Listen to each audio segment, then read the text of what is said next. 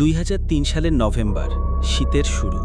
রাজবাড়ির পাংশা থানার ঘোড়াঘাট গ্রামে সন্ধ্যা নামলেই হাড় কাঁপানো একটা ঠান্ডা বাতাস বয়ে যেত। রফিকুল হোসেন তখন ৪৫ বছরের শিক্ষক, থাকেন দাদার আমলের ২ তলা কাঠের দালানে, যেটা একদিন ২০ জনের হাসি আড্ডায় ভরপুর ছিল। আজ সেখানে তালা পড়ে থাকে সন্ধ্যার পর, কারণ সন্ধ্যার পর সেই বাড়িটা জেগে ওঠে। ১৭ই নভেম্বর ২০০৩, সেদিনই প্রথম সেটা ঘটল। রফিকুলের একমাত্র ছেলে নাসির, নবম শ্রেণীর ছাত্র, বাড়ির বাইরের বারান্দায় পড়ছিল।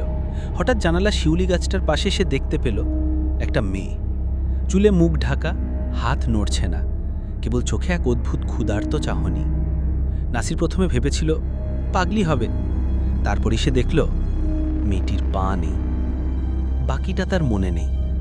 ভোরে তাকে পাওয়া গেল ঘরের এক কোণে অজ্ঞান অবস্থায়, জিহ্বায় গভীর কামড়ের দাগ, জমাট রক্ত। সেই রাতেই রফিকুল এক হুজুর ডাকলেন।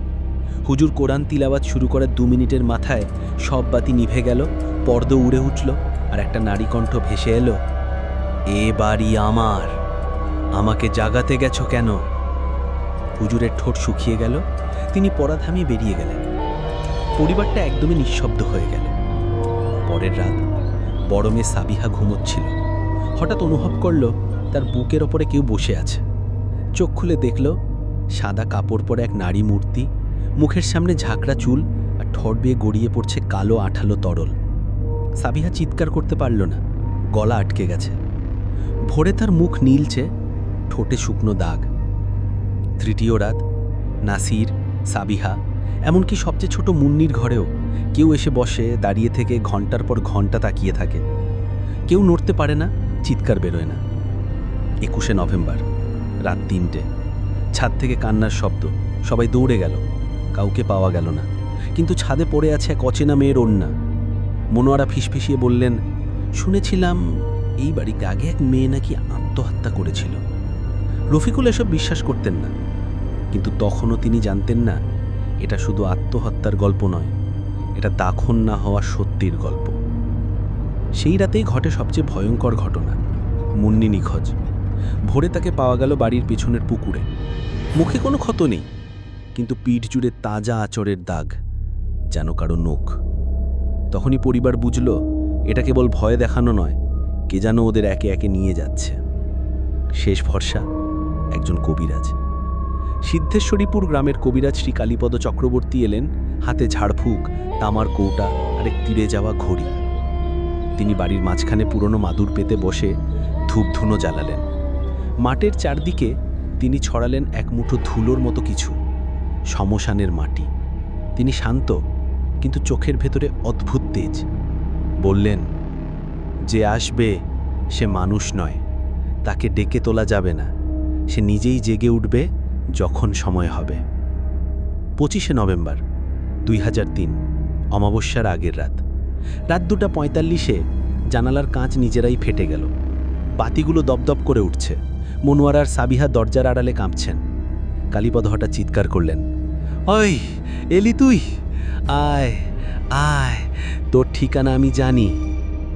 ঘরের এক কোণে ধোয়ার মতো শরীর, পা নেই, চোখের পাতা নেই, ঠোঁট ছিঁড়ে গেছে, রক্ত চুইয়ে পড়ছে। সে বলল, ওরা আমার সঙ্গে খেলেছে, আমাকে মেরেছে, তারপর বলেছে আমি আত্মহত্যা করেছি। আমি মরিনি, আমি আজও এখানে আছি।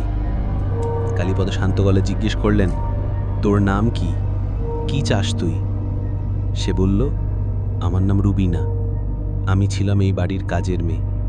২০০১ সালের ৭ই ডিসেম্বর এই বাড়ির বড় ছেলের সঙ্গে আমার সম্পর্ক ছিল।